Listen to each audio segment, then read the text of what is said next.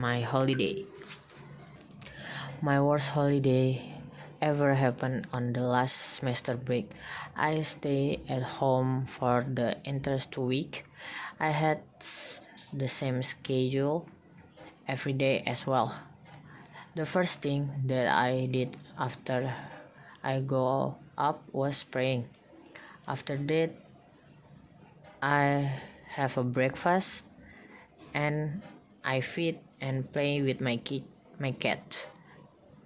In the afternoon, I ate lunch and then nap on the couch until almost in the evening. Then I had a dinner and watched my favorite TV series with my parents and siblings. Those were the activities that I did last holiday for 2 weeks.